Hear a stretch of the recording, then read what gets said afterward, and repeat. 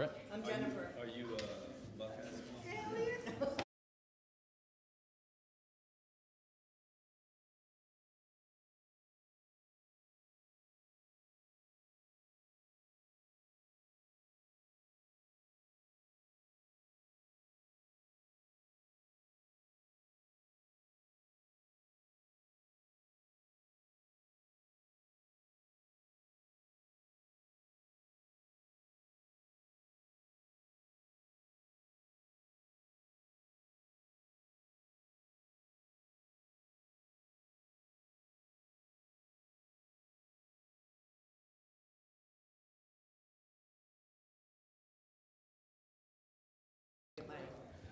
You can't do that. Yeah, too late. You can't do that. Try and tell me I give it. No, that's great. That's great. We'll get started when you come back.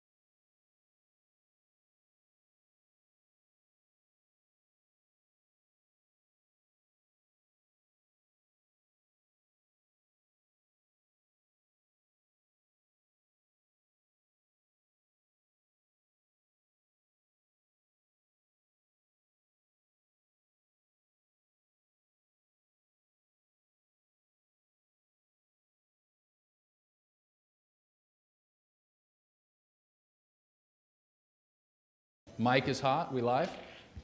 Okay. Well, gang, it's good to see you all. Thank you guys for being here. We're going to talk about your brands today and how to have more impact in the world, how to make the world a better place through our work. With the size of the group that we have, I want this to be super conversational. I don't want it to feel like a lecture, like we're back at school. So I thought a fun thing that we could do, just super high level. So you guys, maybe you haven't met one another just yet. Let's just do some brief intros. Then, of course, we'll get into the presentation and whatnot. But I just want you guys also to be able to meet one another. So if we can, Olivia, I'm going to put you on the spot a little bit. Just share your name. Share, and this is like for the sake of the group as well, what brought you here today? So name, why'd you show up? Number 3, what is the most overrated Thanksgiving food? Okay? What's your name for the sake of the group? All right. Hi, everyone. I'm Olivia. It's so great to meet you. I am a personal brand strategist here at Brand Builders Group. So I came today to watch Bob, obviously, and meet all of you and hopefully answer any questions that you've got about BBG, but I know Bob will do just the trick. So enjoy today. Take it in. We've got a lot of really great things to share. And the most overrated Thanksgiving food, probably like those like stuffed cranberries, like the smashed cranberries. I like them, but I prefer everything else maybe instead. So that's my answer. Thank you. I'm Erin. I'm probably the only one that none of you know. I am a recovering healthcare C-suite executive on career break right now. It's great. And this is a mutual share, and I thought it would be a good value add. I am not familiar yet with Brand Builders Group, but that's definitely something I'm passionate about. So happy to be here. And Thanksgiving, I would say sweet potatoes. I mean, how many ways can you make sweet potatoes? Like, that would be overrated. I'm Lance Stanmeyer. I'm here. I have a podcast. Branding is very interesting to me, so I'm really interested in what your presentation is today and possibly working together. Most overrated Thanksgiving food would have to be stuffing because hardly anyone can get it right. It's too dry, too wet, in between. You haven't tried my mother's. Well, it might be in the future. So you get the address. All right, I'm Columbus, physical education teacher. I've got 6 years left before I retire. My greatest desire is to be a well sought after inspirational speaker. And it is now time for me to start building that now, so when I do retire, I can walk right into it. It's blasphemy to say that sweet potatoes is I would say turkey for me, to be honest. Turkey is the most overrated. I'll take ham. I'm Sue Ann Cordell, and I'm here because I'm wanting to really focus on building my brand. And I've been taking some of the classes online, and I'm having a little bit of a hard time coming up with my brand DNA. So that's why I'm here. The most overrated for me would be the green bean casserole. So I'm Jennifer Weithman. I'm a realtor, and Lance and I do a podcast together. It's called Keys to Home. What else am I supposed to be telling you? Oh, how I ended up here. Because I put together that I had met you when you first rolled into town as a young cub, and I think we connected on LinkedIn, and it was like, yeah. What has he been doing? Yeah. And I am going to steal the most epic Thanksgiving quote from my cousin's husband. Bread is for amateurs. If you're filling up on bread at Thanksgiving, you're missing it because you can eat bread any other day. I am Wesley Gallagher, and I have to take this chance to say hi, Sue Ann. Wesley Hughes Gallagher. Worked at William Morris several years ago. And we are here as a date, my husband and I. So just an excuse to get away from the kids. No, but that's not the only reason. We also both are very entrepreneurial, and I am a freelance content creator and trying to figure out sort of where to go with my business, in the near future, and then I'll let him explain his business ventures. But I would have to agree with Columbus that turkey is definitely the most overrated. I just use it for the dressing, which I love. So I agree with you on that.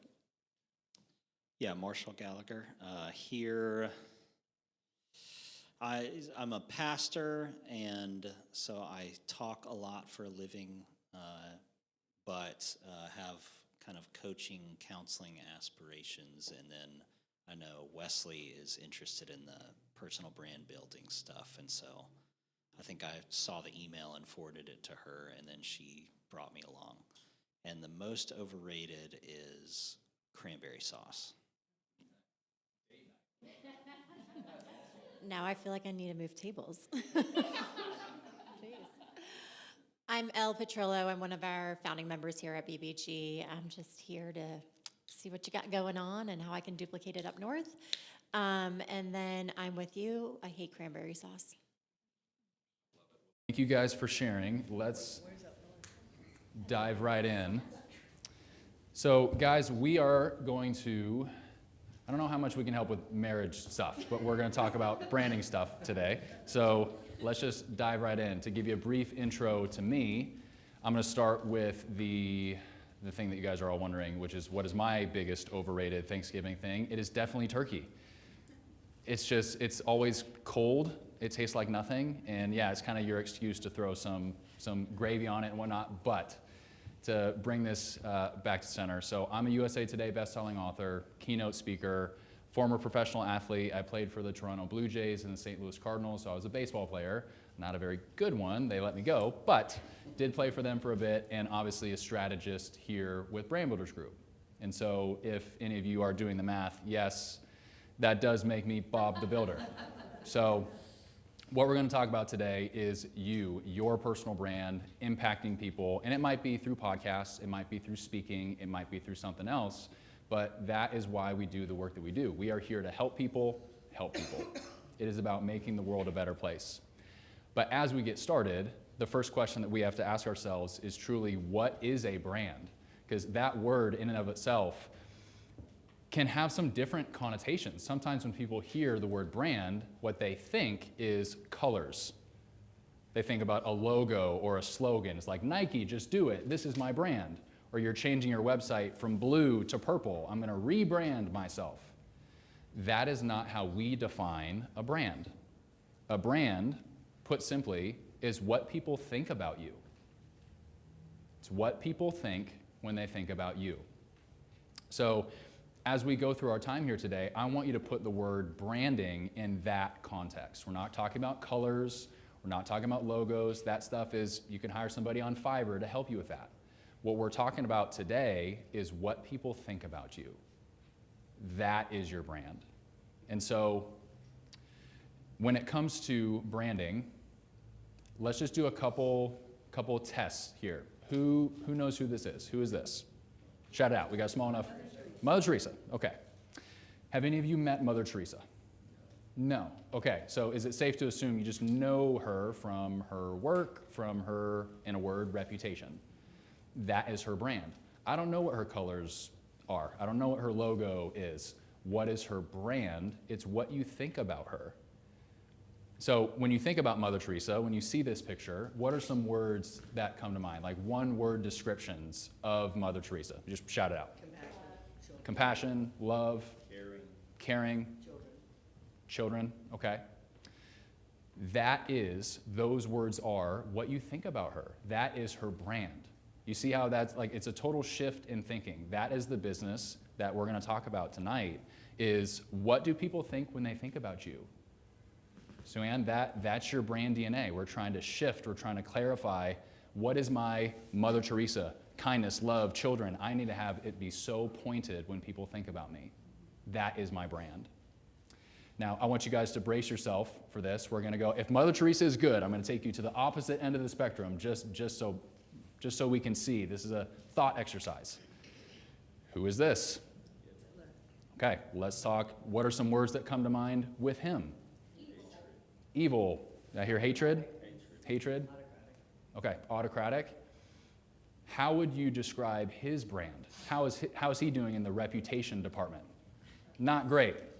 In fact, if you ever want to castigate somebody else as evil, as somebody who's filled with hatred, you say they're Hitlerian. This person he has arguably the worst reputation, the worst brand in recent memory. I mean, there's not many close competitors, but that shares the power of a brand, the power of your reputation. So the question for us here today, we are not a Mother Teresa, we're podcasters, we're loan officers. The question is, what is your brand? What do people think when they think about you? You're laughing. I don't know, because that's I'm sure that people think about. Okay. You can't share this, right? Okay, well, that is a question that you have to answer. As a thought leader, as a business owner, as somebody who is mission-driven, you need to know what people think about you. And more importantly, you need to be the person that curates that discussion. You have that opportunity. Because you're going to have a brand whether you like it or not. Again, how do we define a brand? It's what people think about you. There are some people in this room that I know really well. Elle gives me a really difficult time on coaching calls and all that stuff because I love her, she loves me, we're all good. There are some people who are new friends in the room, but you guys are thinking stuff about me. We all have a brand. The question is, what are you doing to curate that brand? You can't control it completely, but you can influence it. That is what we're talking about tonight. So, The easiest way to define a brand is, yes, what people think about you, but it's simply your reputation. That is your brand. That's what I want you guys to think about. So as you're taking notes, the first thing that I specifically want you to take down is this right here. So we have a process, a system, it's called the reputation formula. This is just gonna make things super easy for you to understand, why do I remember Mother Teresa? Why does Adolf Hitler have such a negative reputation? This is the reputation formula. So super easy, super simple. The reputation formula is this: results times reach equals your reputation. Results times reach equals your reputation. So if we do this exercise, let's think about Mother Teresa. How were her results? Overwhelmingly positive. Everybody's on her team. Very good. Also, how about her reach?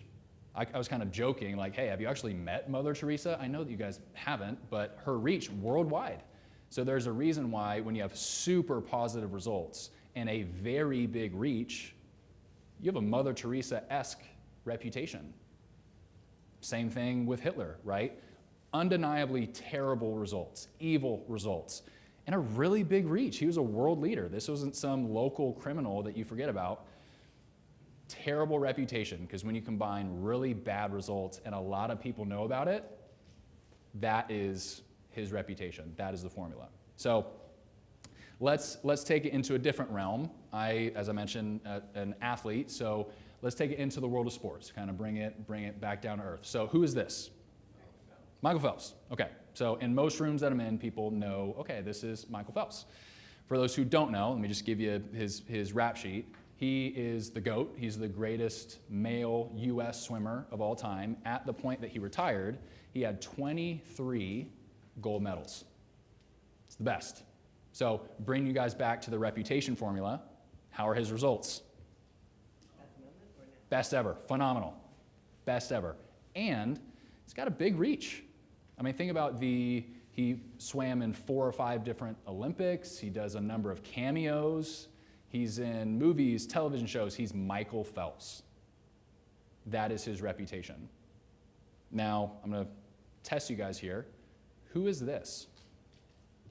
Anybody know? Thompson. Okay, so I see you reading the cap. Okay. Sometimes people throw out Katie Ledecky. This is not Katie. This is Jenny Thompson. Why do I share the story of Jenny Thompson? And again, nobody, besides Columbus, who read her cap, knows who this is. What's super interesting is Jenny Thompson, at the time she retired, was the Michael Phelps on the female side. She swam in the exact same Olympics. She swam when Michael Phelps was swimming in Sydney in 2000. She was there. When Michael Phelps was swimming in Athens in 2004, Jenny Thompson was there. Not only that, Jenny Thompson was the most decorated female swimmer of all time when she retired. She had 8 gold medals. She had 13 medals in total. So if we think about the reputation formula, results times reach equals reputation, she had unmistakably great results. She had the best results ever as a female swimmer. So what was missing? She didn't have the reach. You're not going to see a Jenny Thompson cameo on your favorite TV show this week. Now, a lot of people would want her results. Like, this isn't we're shaming Jenny Thompson session, not at all. But you can see, very simply, results are not enough. They're not enough. So I'd imagine with the people that are here, you guys probably do have great results, or you have that in you. You have the ability to really help people, to do great podcast episodes, or give a great speech from stage, or help your lending clients. You guys have great results. What is likely missing is the reach that you want. And there's nothing worse than being the best kept secret. That's not fun at all, where you just feel like, shoot, why is it that I keep posting and posting and posting, or podcasting and podcasting and podcasting, and I still have the same downloads every month? Or I still have the same amount of revenue every month. I'm putting in all of this work, and I can really help people. I have a heart to serve people. Why is it not working? oftentimes it's that second half of the reputation formula. You have great results, but we're lacking in reach. You are the best kept secret. And so when you think about the people that we discussed, whether it's Mother Teresa or Michael Phelps, there are 3 people on this collage that are known, that are well-established personal brands. What is different with Jenny Thompson? It is simply the reach. Now, reach takes time. It does. But you can see if there's a chink in her armor, it is that. Like, all of these people have quote-unquote results, if we want to stick with that side. They all have results. Only 3 of them have reach. So when it comes to your business, a lack of revenue is truly not the biggest problem in your business. It's not. The biggest problem in your business is a lack of reputation. The biggest problem in your business is not a lack of revenue, it is a lack of reputation. What we are after, and what's going to solve the revenue problem, what's going to solve the reach problem, is this. We need to become the #1 go-to person in your space. Does this mean you have to be the best-selling author on the planet? No, that's way too wide. We need to get very specific and say, who are the people on this planet, who are the people in this city, who are the people in Nashville that I need to serve deeper than ever before? Who can I know on such an intimate level that they come to me, they flock to me because they feel seen, they feel cared for? That's what we're doing here. You need to out-care your competition. How can you become the #1 go-to person in your space? So the majority of what we're going to talk about tonight comes from, we did a study, 6-figure study on personal branding. So I'm going to throw some metrics at you guys just to give you conviction around why we're doing this. Why do you post? Why do you go on stages? Why do you write books? When it comes to this study, there's a number of data points that we're going to share tonight, but just on a high level, the first thing that we found, personal branding is the future. What does that mean? When we look at across generational spectrums and we separate out, you got the baby boom, you got Gen X, you got millennials like me, you got Gen Z. We have found there's a clear delineation between Gen X, baby boom, and millennials and Gen Z.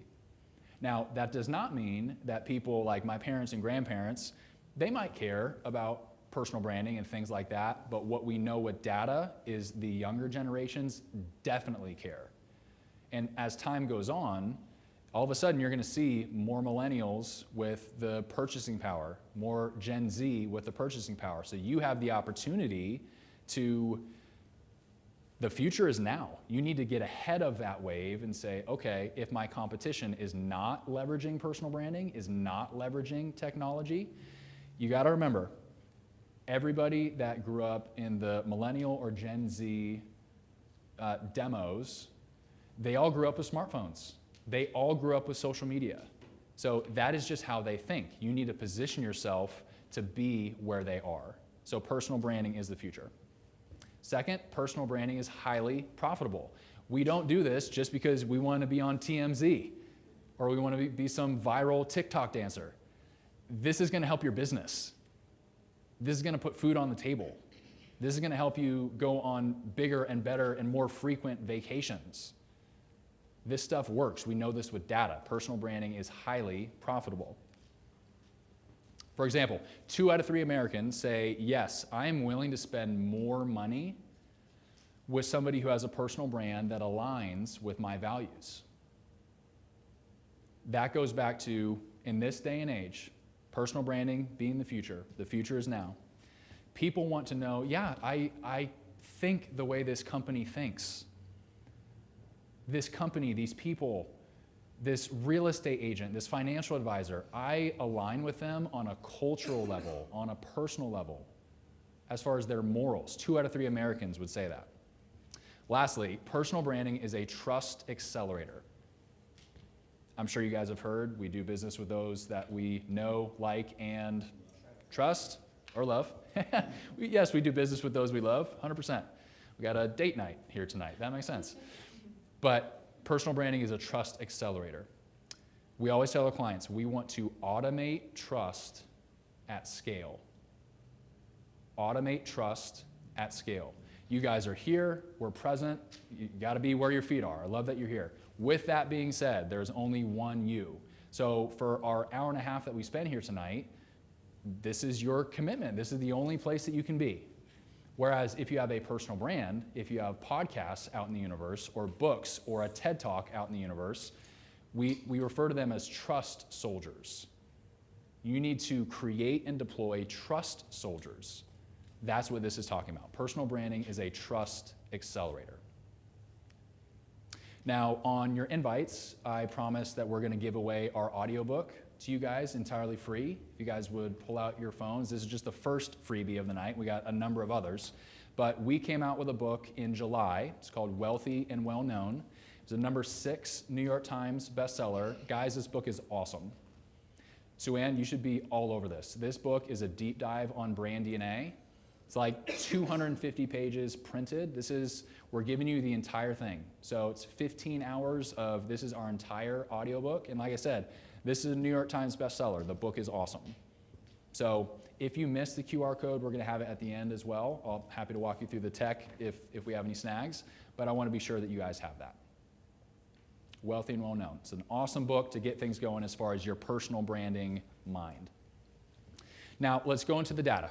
So another thing that we found, 3 out of 4 Americans are simply more likely to trust you if you have a personal brand.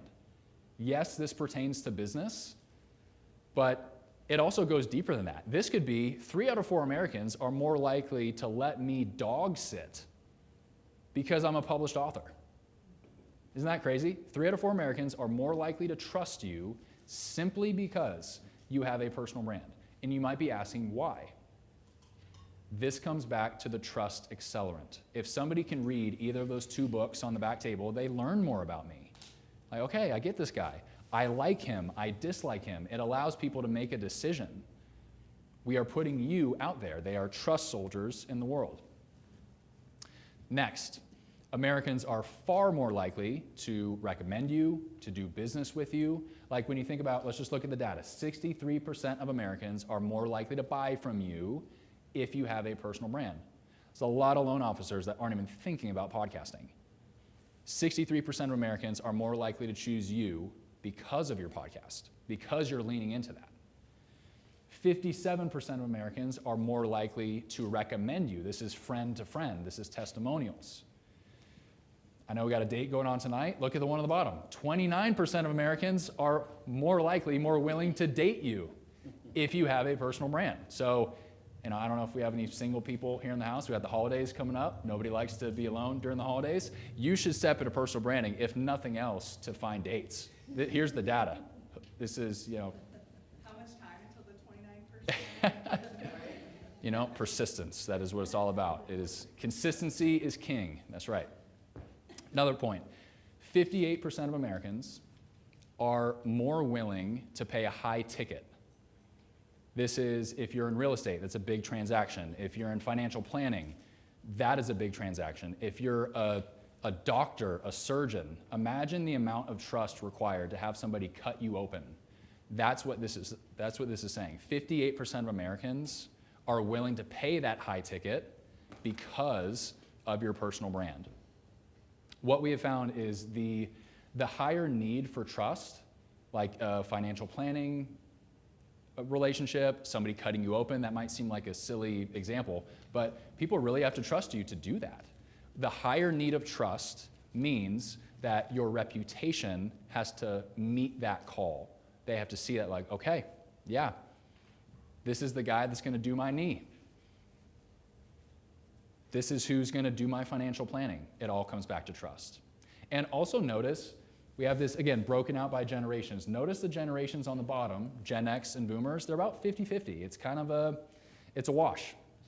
But notice the delineation with older millennials, younger millennials, even Gen Z, they are all above 62%, and it's increasing as it goes younger. So we just want you guys to get ahead of that. there's going to come a point in time where Gen X and boomers, they're out of the marketplace somewhat. They're retired, but they're not earning their highest level of income. They're kind of playing golf. They're going on vacation. We want you guys to get ahead of this wave. That's why we're sharing this stuff. Here's an interesting stat. 95% of millennials say that their friends are the most credible source of product information. So we all live in greater Nashville. How many of you have had the experience where you have friends coming to town, could be college friends, family, bachelorette party, whatever, and they text you, hey, what are the good restaurants? Or hey, where do I go for live music? Or what should I do on a Friday night? That is what this is saying. I mean, it's funny that we even put this stat up.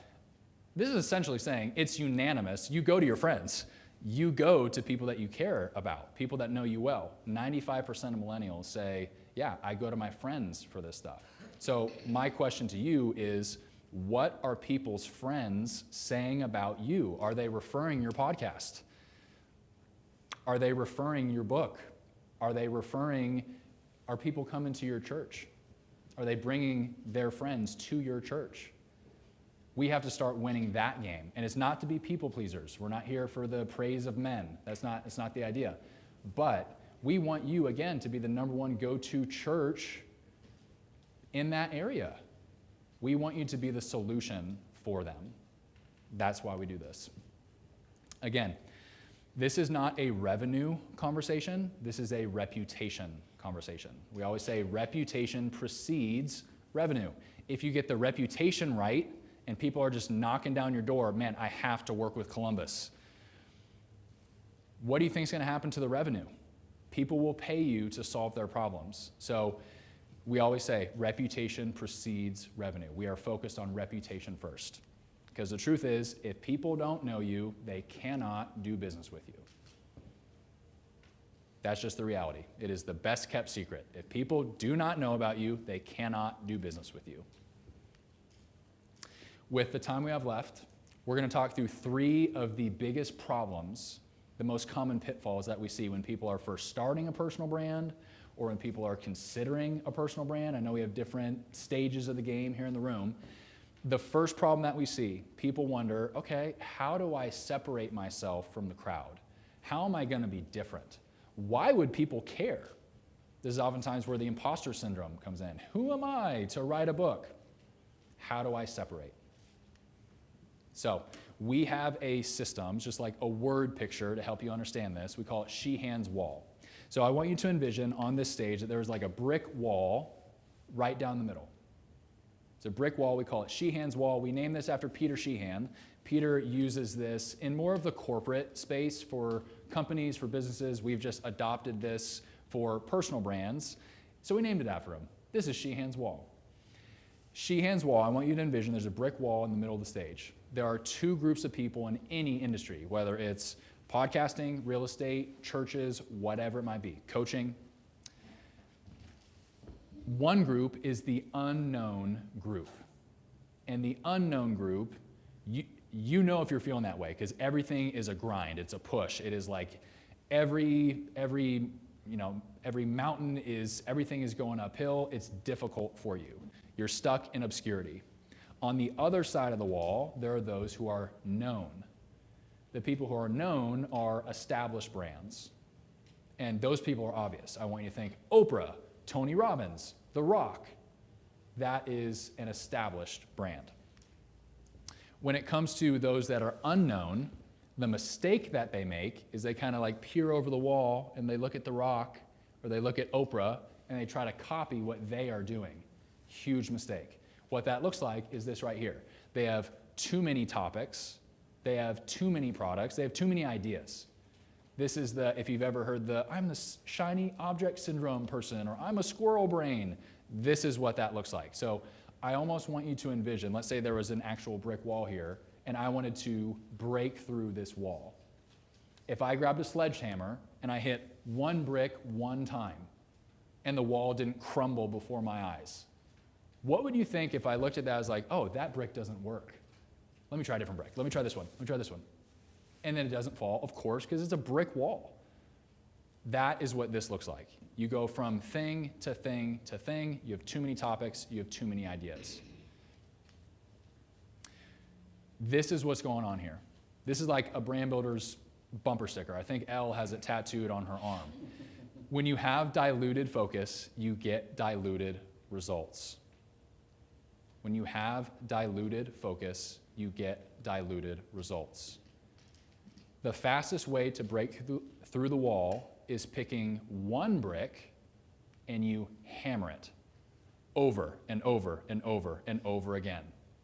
That's where most of our work with our clients truly is. And we work with some amazing thought leaders. We work with people, not like an Oprah, we're working on that, but John Maxwell, Ed Milet, Amy Porterfield, Eric Thomas, E.T. the hip hop preacher, some of the biggest thought leaders on the planet work with us, and they are established. They're on this side of the wall. A lot of our clients, people like me, guys, I signed up with Brand Builders Group 4 years ago to get help on those 2 books that did not exist.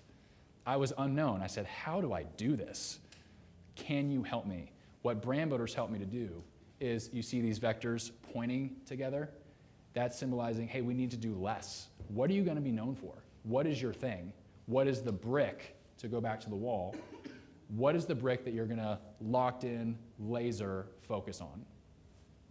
Good news is, once you break through the wall and you're hanging out with Tony Robbins and Oprah and The Rock, you can do whatever you want. You can start a tequila company. The Rock has a hair care or skincare line. Why? Skincare.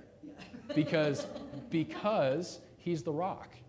So it's not weird when he comes out with something new, because he's an established brand. But again, the mistake that a lot of people make is, oh, well, if it worked for The Rock, Bob Wheatley, should start a skincare line. It's like, no, I should not. No, I should not. The Rock is 20 years into this thing. I still, in my personal brand, I need to be laser focused. What do I want to be known for? So we've talked about The Rock and Oprah. Here are a couple other examples just to illustrate this point. Let's start with Amazon. Very clear example. Anybody ever heard of Amazon? Okay, that was a joke. So Amazon, they started selling what? They started selling books. When they were on this side of the wall, 20, 30 years ago, Amazon said, okay, we want to be a go-to #1 book seller online. We want to compete with libraries. This is our niche. Then they do a lot of really good work there. They succeed. They do become the #1 go-to person in that space. The wall crumbles. Amazon today, what do they sell? Everything. They still sell books, but they also sell beef jerky. They sell batteries. They sell music. They sell Thursday night football. How's a book company selling football? Because there you go. Because they are now established. It's not weird when Amazon launches a football streaming service. It's like, oh, okay, I trust them. Bunch of other examples. Let's look at the one at the bottom. Gary Vee. Anybody know Gary Vee? Okay, somewhat familiar. So Gary Vee, millions of followers on social. He's a very well-established thought leader. Gary Vee, for those who don't know his backstory, he started just talking about wine. He talked about one subject, wine, on one platform. He was a YouTube guy. He didn't get like, oh, it's Snapchat, it's LinkedIn, it's TikTok today. One subject on one platform. He was the wine guy on YouTube. He's on this side of the wall. Saw some success there, became known, breaks through the wall. Now Gary Vee, as the established brand, talks about crypto and baseball cards and sales and marketing. He's Gary Vee. He's on a first name basis with the business community. So when it comes to you are not Oprah, The Rock. You have your own uniqueness.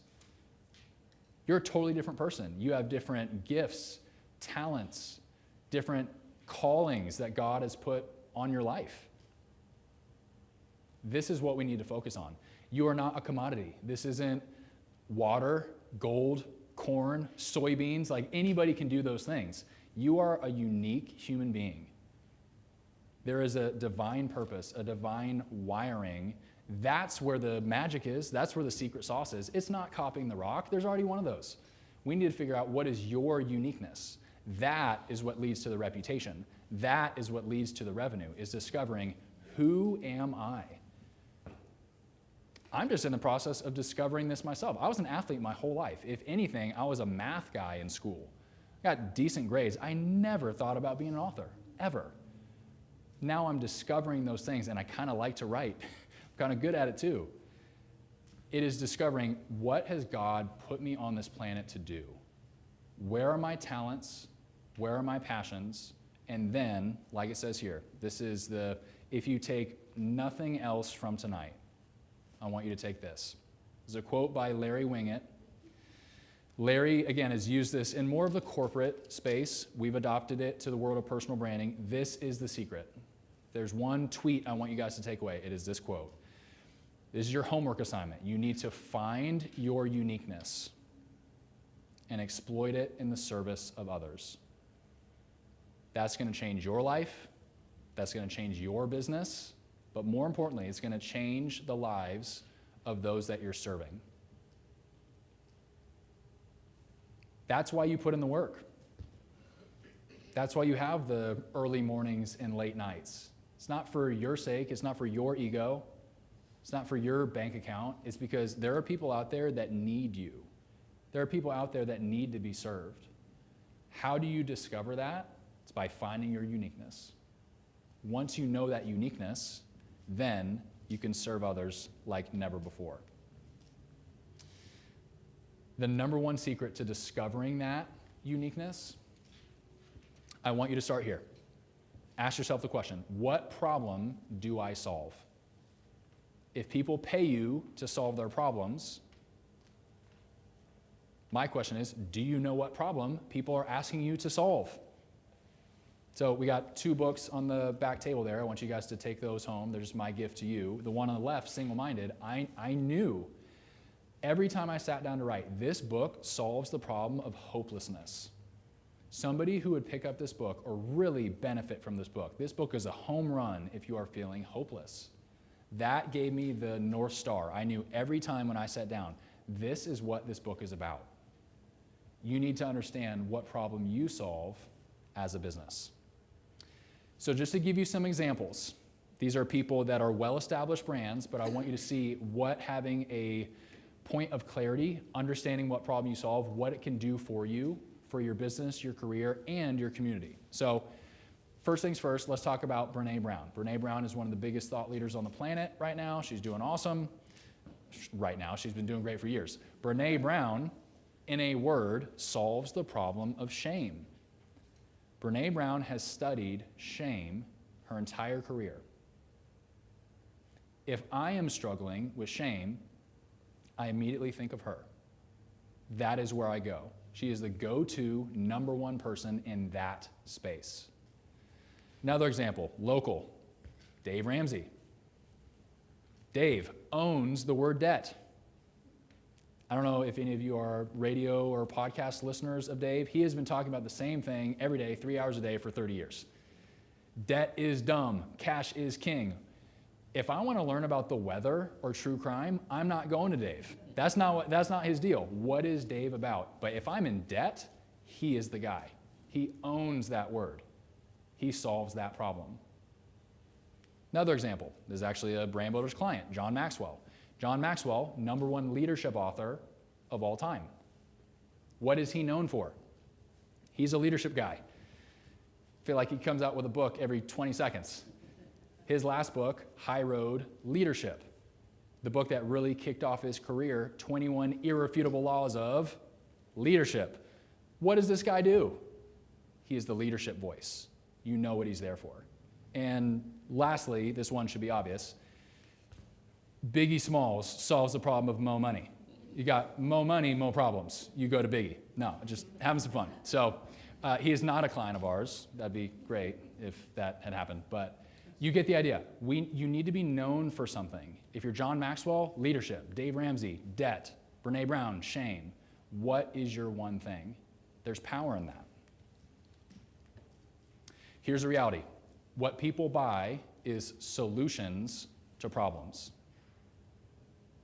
They are raising their hand saying, there is a pain in my life. Can you fix it? I have a problem in my life. Can you fix it? Said differently, you have to sell the problem as much as you sell the solution. What does it sound like when people are selling solutions? Sounds something like this. We have the cheapest this. We have the fastest that. This is new and improved. Those are solutions. When you think about problems and selling the problem, a good example of this, not that I love infomercials, but imagine you're watching an infomercial, and how does it start? Is your faucet dripping? Immediately, that is problem language. You're like, shoot, yes. I've tried to fix that myself a bunch of times, but that is good marketing copy. That is good brand thinking. You need to sell the problem. You're not saying, hey, we have the cheapest way to fix your sink. You need to go first to the problem. It's still leaking, isn't it? Like, yes. Will you help me? That is how you position yourself as the go-to person. When it comes to finding your brand DNA, so we have a system called the Brand DNA Helix.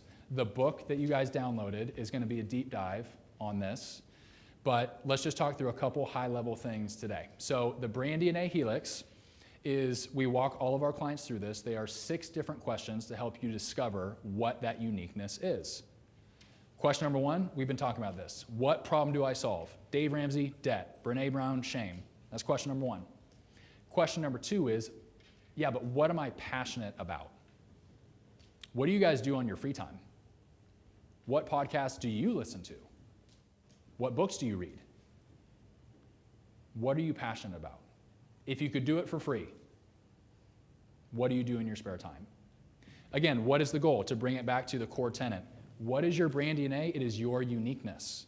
All these questions are here to help you discover what that uniqueness is. Questions 3 and 4. 3 is, what do I research? You could go home tonight and look at your bookshelves. Hey, what do I read? Or you could look at your streaming history. What do I watch? And I know you're watching Love Island. That's probably not going to count. I'm talking like when you're learning, what do you research?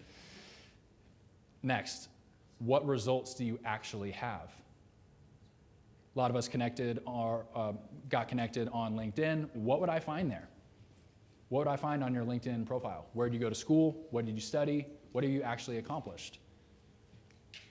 Lastly, what would people buy from you? What would they actually buy from you? And then the 6th one, what business are you in? So these are super high-level questions. The book that you guys downloaded a couple minutes ago is going to be a much greater deep dive on this, but this is the snapshot image of what we're doing. This is, Sue-Ann, this is where we need to get. You need to be able to say, all right, this is my brand DNA. This is the problem that I solve. This is the audience that I speak to. This is what I study. This is how I want to be known. This is me. The questions on the top are more so who the world needs you to be. The ones on the bottom are your uniqueness. Who are you designed to be? Second main problem, something that people get caught up on stepping into personal branding. All right, but how do I do it in less time? Aaron, we kind of had the joke about the 29% dates. All right, how often do I need to post to get a date by Christmas? How do you create more trust in less time?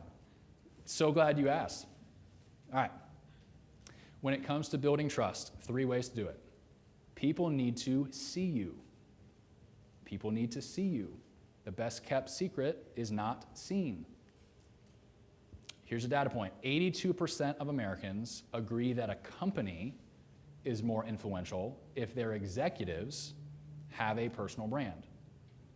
So let's use an example of companies that historically have not stepped into personal branding. These are the companies of yesterday, and they're still Fortune 100s, like they're making plenty of money, they're doing great, but these are the companies that our parents, our grandparents trusted. General Electric, IBM, American Airlines, Coca-Cola. I'd imagine, if you're anything like me, you probably don't have any humans that are coming to mind when I say those companies. Like when I say General Electric or Coca-Cola, it's like, yeah, I get it. That's a nameless, faceless company. Versus, let's talk about some other Fortune 100s today that do step into personal branding. Facebook. You immediately think of one human, it's Mark Zuckerberg. Tesla. Immediately think of the executive. Now, what's funny about Elon Musk and Tesla, there are going to be some people who don't buy that car. Not because of the technology. They buy it because of the man. Reputation formula. Results. What are his results? If you have the wrong political leaning, people are like, all right, I'm not going to buy that car. And you can define wrong however you want to, but there are people in this country that refuse to buy Teslas because of the man. What this is saying, 82% of Americans are thinking that way. So you can either look at this and say, you know what? I'm not sold on personal branding. I'm going to tap into the 18% of Americans that don't care. That's bad math. You could do that, or you could step into the 82% and say, you know what, I'm gonna start riding this wave. This is where people are going. Well, and within that 82%, if they don't like, that's what I told you in the lobby, if they Yeah. don't like me, they're not my people. There's plenty of people in the world. 100%. You allow them to make a decision about you, and that's okay. Like we at Brand Builders Group, I'm happy to share this with you guys because we've said this publicly. We have about 900 clients right now in our membership. We will only have 1,000 one-on-one coaching clients. That's our vision as a company. We want to go a mile deep with 1,000 mission-driven messengers. So we are never going to be the company who, we got 100,000 subscribers and we don't know their name and everybody's just a number. We want to, we don't believe that we as a company are the change agent. Our clients are. They're the ones that are writing the books and giving the speeches and giving the podcasts. So yes, that's a great point. If they are not your people, God bless you. That's awesome. Yeah. You do not need 1 million followers to make $1 million. Like why chase the vanity stuff? I need to be all things to all people. No, you don't. You need a Dave Ramsey, debt is dumb this thing. What is your debt? What is your go-to thing? When it comes to leveraging your personal brand and helping people to trust you more, we break down the online traffic sources into these 3 different buckets. So the easiest one is on top. Those are free. Free is in the budget. Free 99. Examples of free traffic would be social media. Costs you nothing to post on Instagram. Costs you nothing to post on LinkedIn. Another thing might be SEO, optimizing your website. It could also be the podcast as well. Now I know your time is worth something, but generally speaking, it's not a huge financial investment in the podcast once you have the hardware, software, all that.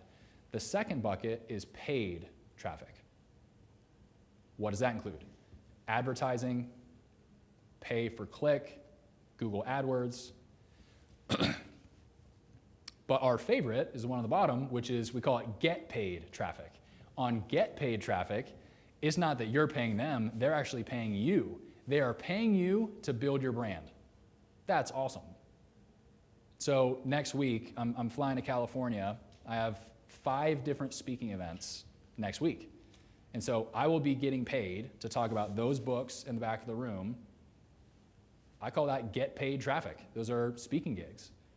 So all of these things are good, and oftentimes with somebody's personal brand, there's going to be a blend. But this is what, super high level, what is on the table, what's on the menu for you to help build that trust. Next thing, people have to know you. They have to know you in order to build trust. This is a key distinction. So I just want you to think about this. Oftentimes people, they get so focused on talking about what they do.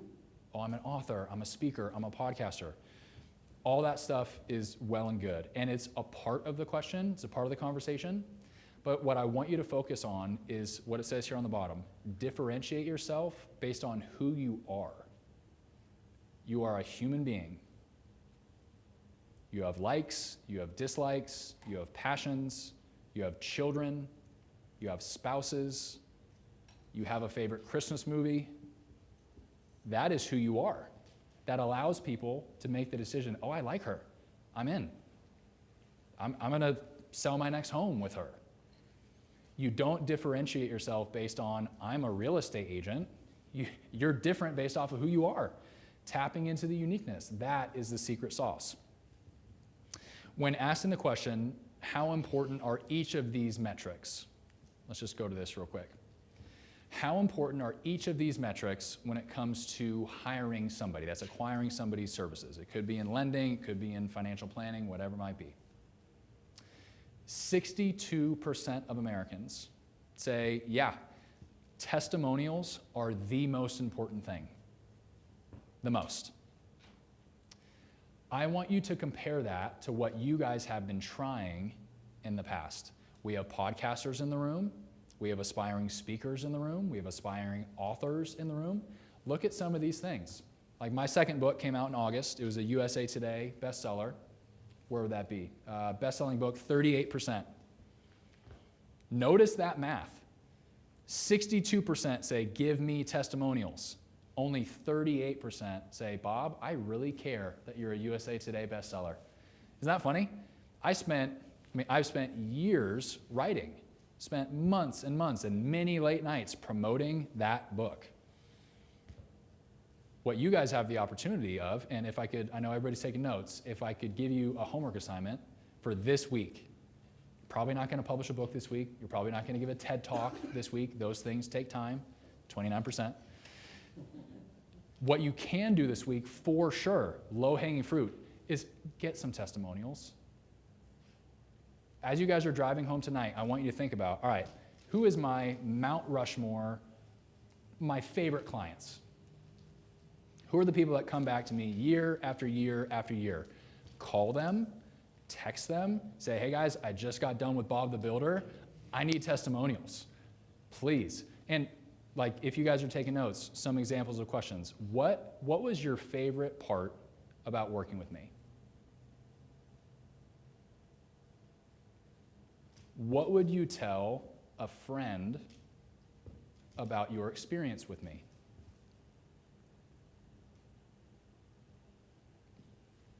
If we were to work together again, why would you move forward? It's a bunch of different examples, different iterations of that, but the point is, guys, do it. Get some testimonials, and it might be a selfie stick, 30 seconds, talking into the camera. It could be a 2-sentence email. Hey, do I have your permission to use that on my website? 62% of Americans are much more enthused about that than the TED Talk, the podcast, the social media, posting. Isn't it funny that the most effective thing is the easiest thing to do?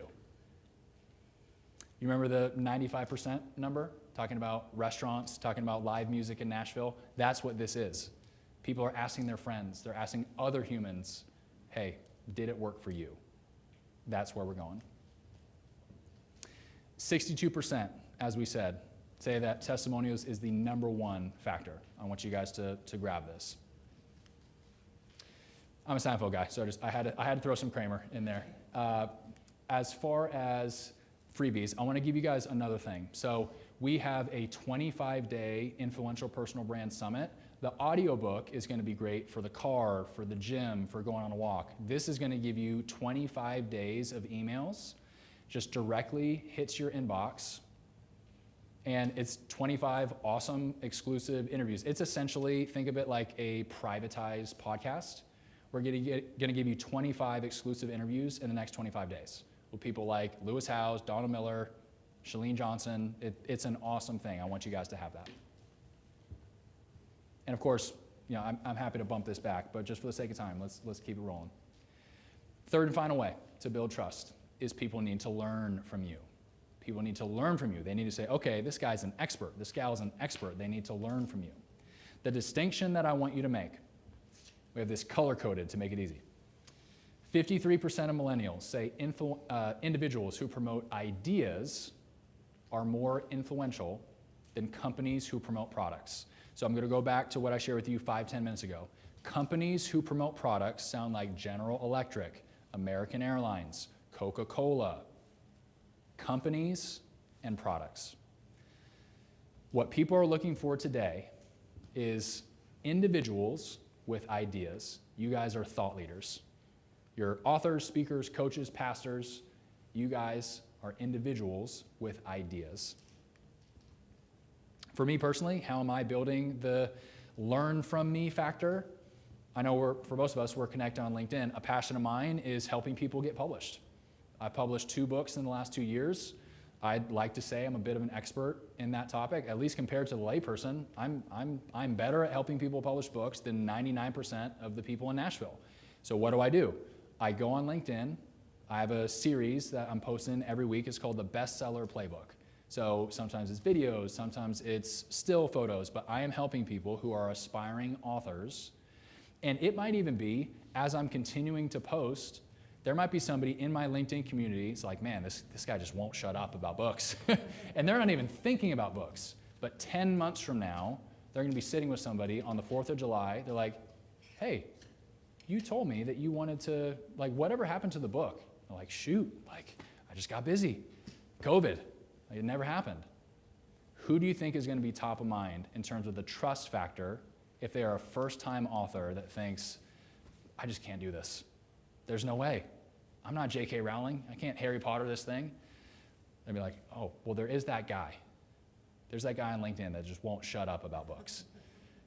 That's the idea. We want to put you out there. Third and finally, huge thing that we see. People ask themselves, yeah, but how do I consistently create content? I'm not this TikTok dancer. I don't roll out of bed with a selfie stick. How is it going to happen for me? I don't like social media. I hear that all the time. How do I consistently create content? The first place to start with this is not saying, is it Instagram or TikTok? Is it TikTok or Snapchat? The first place to start is right here. Instead of asking, what do I post? What platform am I on? Start by asking, who? Who? Every book, every speech, every podcast episode should start with who. Who is this actually for? What that's going to help you to do is humanize the thing, and then you're writing the book for a specific person. You're giving the speech to a specific person. Why are we in personal branding in the first place? It's to change lives. It's to help people. You need to start with who. That's going to help you answer this question, what should I create content about? When you know the who and you know the problem, let's put you in the Dave Ramsey mindset. All right, I help people who are struggling with debt. Now you can more adequately answer this question. All right, what should I be creating content about? A lot of these downstream decisions start to become more clear because you know the who. That's why we start there. Some quick data points here. Again, separating this out by the generations. Just notice with the older generations, 62% of Gen X and baby boomers say, you know what? Their content, the relevance of their content is what I'm really interested in, what I'm really caring about. That's going to elevate my trust in them. Notice the delineation with millennials and Gen Z. So 42%, which was the highest metric that we found, 42% of the younger generation say, I got to see a good personality. That's why everybody follows Elle on Instagram, because she's the best and hilarious. 42%, their personality. Notice also what else we have starred. 17% of millennials and Gen Z care about your follower count. Can you hear me saying that? Like how small? Again, let's look at the other side of this. This is saying, quick math, 83% of those people do not care. Does that free you up? I know some of you are stuck at 812 Instagram followers. You're like, this is not for me. People don't care. They don't care. You need to go a mile deep with those 812 people. Change their life. It's going to change your life. It's going to change your bank account. It's going to scratch the itch of you being on mission. I want to set you free of the follower dilemma. It's not true. Some things to get you going as far as creating content. Again, the question that we are asking is, how do I consistently create content? If that is a problem, I want you to start with this. Pick one question to answer. If you are stuck in an elevator with your who, what are they asking you? If you went to coffee, if you went to lunch, young men and women that you're discipling in church, what are they asking you? Start with that question. What questions do your clients ask you? What questions do your team members ask you? What questions should people be asking? There are some things that people don't even know to ask. It is your job as the expert to say, hey, I work in lending. Here's what's going to happen with this new Fed decision that's coming up. There might be some questions that people don't even know to ask. What questions should people be asking? So at BBG, It's our job to make things easy for you. We are the thought leaders. We have thought through this stuff. Rory and AJ, our co-founders, have been doing this for 20 years. They've been in personal branding for that long, making mistakes, doing the work, doing the study. We have a system, it's called the Content Diamond. Our vision for the thought leader, and if there's anybody in here who says, yeah, I don't love social media, not for me. I'm not the selfie stick warrior. Our vision for the thought leader is your social media should take 10 minutes a week. And that's it. Yeah, I see the look on your face. 10 minutes a week. What does that look like? If we think back to a couple slides ago, you pick one question. One question. First 3 minutes is I want you to think. There's 3 minutes of thinking, 3 minutes of planning. All right, if somebody's asking me the question about the Fed decision, get your thoughts together. 3 minutes. It's not 30 minutes. You don't have to write a novel on this thing, but all right, what do I believe? What would be my answer if I'm stuck in an elevator? 3 minutes. Then you record, this is the top of the funnel, a long form video for 7 minutes. Face to camera, you're looking there, you're adding value, you're answering that one question. Now, the vision that I'm casting for you guys is if you have a team, if you have a virtual assistant, imagine an Oprah or something. Oprah is not creating her own reels and chopping it up and posting it. She's probably not responding to her DMs.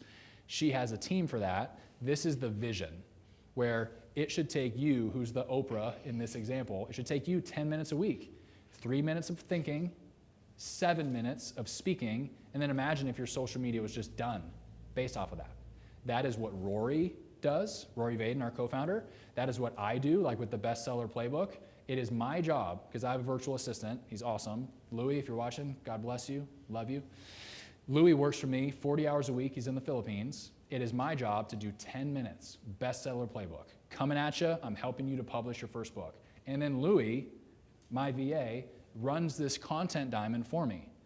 What does that mean? On the left side, we are turning the long form video into text, which is a written blog article. It's pull-out quotes like, oh, that was super pithy, punchy, tweetable. That's got to go. We got to keep that one. It could be Pinterest photos. It could be Instagram photos. And all of that is because I talked into a camera for 7 minutes. On the right side, video and audio, we're taking that 7 minute and saying, hey, what are the 3 best clips of 30 seconds? I'm sure you guys have seen this, the repurposing content on social, where it probably came from a 45-minute podcast interview, but they're grabbing the most important thing. It's kind of like stage right, stage left. They're talking. They're just doing this. So what we'll teach you to do is this content diamond, and we're making your social media easy. Again, the question that we're asking is, how do I consistently post content? Would you guys be willing to give 10 minutes a week to make that happen? Is that doable for you? That's a reasonable lift? That's the long-term vision. When you have the systems in place, when you have the team in place, that's what it looks like. Got Chris in the back, Buddy on the AV. He does all this stuff with Rory. Been working with him on his content for years. We need to put systems in place. You guys are the thought leaders. You are the Oprah, the Tony Robbins. That is your space. We need to create systems behind you to support that. Couple more minutes, guys. Sometimes people, they worry about teaching too much. That kind of looks like, oh, this is my best stuff. I'm gonna hold this back. This is behind the paywall. You gotta pay for this stuff. This is the goods. We teach our clients literally the exact opposite. The exact opposite. We say, save the best for first. Give them your best stuff for free. You're like, Bob, that's dumb. How could that work? Why would I do that? Here's the truth. People don't pay you for information. They pay you for application. What does that mean? Information is, whether it's through Google or ChatGPT, every answer imaginable is on the internet for free right now. It is. So people don't pay you for information. Information is free. They pay you for application, and they say, can you be my shortcut? I don't want to go to YouTube University. I don't want to spend 30 days on what you could tell me in 30 minutes. I will pay you to apply this to my life. Application. So we talked about what should you be posting? Another question that people sometimes ask is, where should I be posting my content? Again, bringing things back to the who is, once you know your who, you know it's much easier to discover where they are. So if we have that kind of backwards and we start talking about TikTok versus Snapchat versus YouTube, whatever, just start with who. Start with who. Start with who. We need to understand who you're talking to. That's going to tell you where they are. So that question is somewhat easy to answer. If, though, you are struggling to discover your uniqueness, if you're struggling to discover your who, this core takeaway from tonight, you are most powerfully positioned to serve the person you once were. Columbus, when I think about your speaking career, you're stepping into that. That's the new frontier for you. You are most powerfully positioned to serve a past version of you. It might be you from 12 months ago. It might be you from 12 years ago. But that, my man, that is the speech that you need to give. You're saying, dang it, this is what was not available to me. When I was struggling, when I was down on my luck, I didn't find the resource. The book did not exist. The podcast did not exist. The speech, the TED Talk did not exist. I need to do that. I am not okay with this person who's the past version of me. I am not okay with them going another day struggling with what I struggled with. Think about the past versions of you, 5 years ago, 10 years ago, 20. You are most powerfully positioned to serve the person you once were. So guys, we talked about a lot tonight. If you are in a place where you're sort of dipping your toes into personal branding, first of all, I want to congratulate you and thank you just for being here. This is it's 5:30 on a Tuesday. You guys are here talking personal branding and business and investing in your community and your marriage. But if you are in a place where like, you know what, I'm just kind of dipping my toes in, the book that I gave you, the 25-day summit I gave you, that's going to be an awesome place to start. If you're in a place where like, no, I want coaching. I really want to take things to the next level. This QR code goes directly to my calendar. So if you don't like me, I'm sorry, like we should just cut it off here. This is going to go directly to my calendar, and let's book a time to talk. I'll say this, we are not the right fit for everybody. This is not going to be like a high pressure. I want to discover your uniqueness with you. And if we can help you, let's do this thing. Let's write the book. Let's give the speech. If we can't help you, I'll tell you that as well. Sometimes, like I was speaking with a gentleman yesterday, he was in the psychedelics space. It's like, all right, it's interesting. If you guys are writing a book on cannabis, we're probably not going to be able to work with you. Sorry, company policy. But if you are looking for help, let's book a call. As we land the plane, a lot of people sometimes ask, when should I post my content? When? What time of day? You guys will get a chuckle out of this. So, and this might be your experience on a personal level, 57% of Americans are checking social media right before they go to bed. It's not good for the blue light. Hopefully they're wearing the blue light blockers. But 57% right before they go to bed, 45% as soon as they wake up in the morning. And I got a chuckle out of this one. 38% of Americans are checking social media when they're in the bathroom. So we've yet to discover a way to time that. We're working on it, but if you could just get like a push notification, hey, they're headed to the John, you should post. But yeah, I thought you guys would get a chuckle out of that. We're working on that. As we land the plane, guys, when it comes to your personal brand, building a business is not nearly as important as building your reputation. This entire talk tonight was about your reputation. How do you turn your reputation into revenue? What's the secret? I'm going to take you guys back to Larry Wingett. What was his quote? We need to find your uniqueness and exploit it in the service of others. Thank you guys for being here. Good job. Yeah. So gang, with the time we have left, it's 5:30.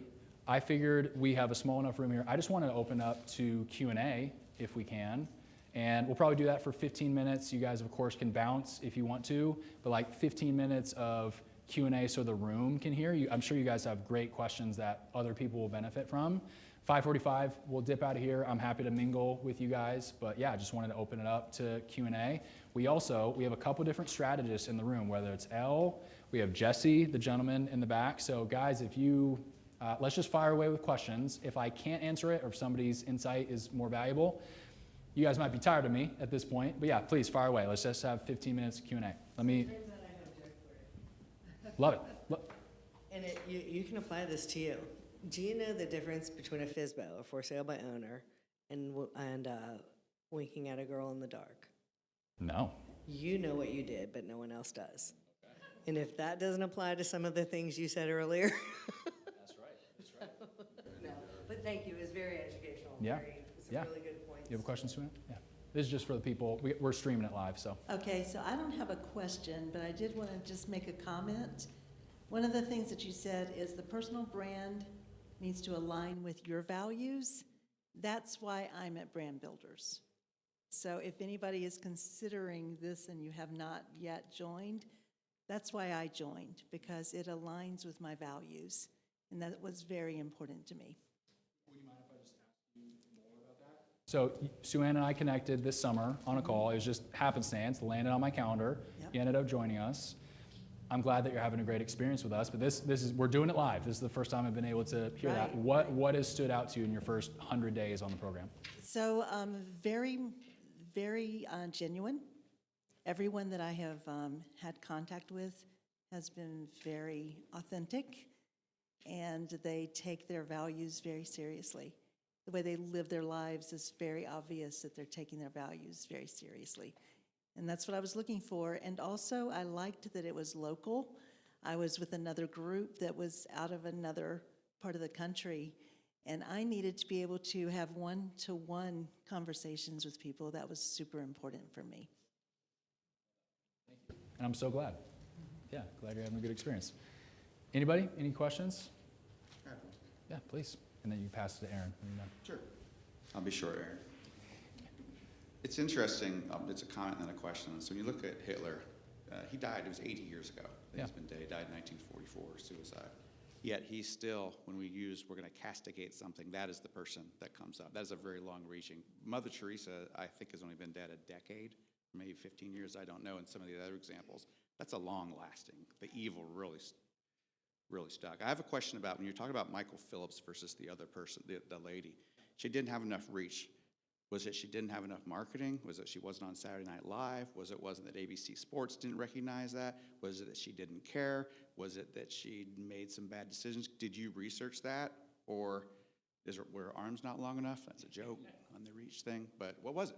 Yeah, well, somewhat like I addressed when I was speaking, we do not put that up there to say like, oh, this is somebody who's not doing it well, or this is, you want to be Michael, you don't want to be Jenny. Right. It's just a thought exercise where everybody knew Michael Phelps, nobody knew Jenny Thompson. And comparable, almost apples to apples in terms of their results. Michael Phelps, GOAT, male swimmer.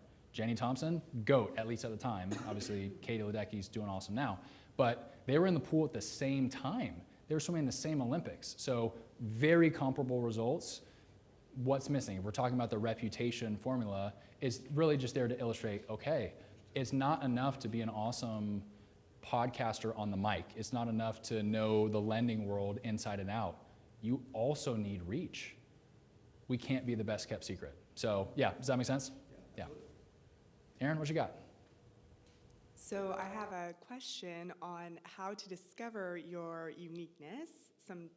Sometimes we struggle with a blank slate, and I was just going to share one experience of mine from this summer when I began exploring that, what's really important to me. And I asked close people around me, hey, what stands out to you about me? What do you remember when you think of me? And I started to see a lot of commonalities. And then I began to grow confidence in those areas that I think some things they said were, innovative mindset, curiosity, kind, capable, things like that. And you would just see it along the continuum, passionate. And it was like, oh, this is what a lot of people think about me. That's right, that aligns. Like I feel that aligns with who I am and how I want to represent myself. So that was just one experience I had, and I wasn't sure, do you have any other suggestions for that. Asking people that know you well, that know the story. Yeah, I'm happy to add some value there. That said, we have some strategists here. These guys regularly do. So there's a number of ways that we work with clients. It's one-on-one coaching and more of a membership model. We also do private events as well. So in this building, we got a number of different conference rooms, and sometimes people will schedule a 2-day brand DNA event. Like, hey, I'm flying to Nashville. I want you to help me discover my uniqueness. And so whether it's Jesse or Elle, you got something? Please, yeah. You mind if I grab that? One of the biggest mistakes that people make is that they think it's unique, what's unique about them, and it's not about what is unique about you, it's the unique way that you serve your clients. So I think that's really part to keep in mind of like, it's going, what is it that I do that is leading, that is like the number one thing that separates me from, what industry are you in? Healthcare. Oh yeah, healthcare, exact. I was gonna say, as a leader in healthcare, it's going, there's so many different ways that people approach that, but what is the one thing that you, because just like we want a one-word problem, we want a one-word uniqueness too. And so it's about how you do what you do, not necessarily who, like all the ways that we're unique as people. There's a lot more. Stop freaking. No, that's helpful. Yeah. All right, so you mentioned, and I really enjoyed the statement, create and deploy trust soldiers. Yeah. I just wanted you to elaborate a little bit more on that, because it was very, like it sunk in, it stuck, but I was like, I need to know more about that. Yeah. Totally. Whether it's a book, a podcast, your YouTube channel, all of those things, yes, it takes time for you to do initially, but then once they're out there in the world, they're doing your bidding. Like when I go speak at I've got a handful of universities that I'm speaking at next week. Like on Monday, I'm speaking at a place called Biola. Got 250 student athletes. I'm giving away this book in their chapel service. What that means is there's gonna be some of those students that don't read the book, but there's hopefully gonna be a number that do. So I'll be in California for a handful of weeks and I'll fly back to Nashville. What that will mean is I have 250 trust soldiers. They're my book that is sitting on their countertop, on their desk.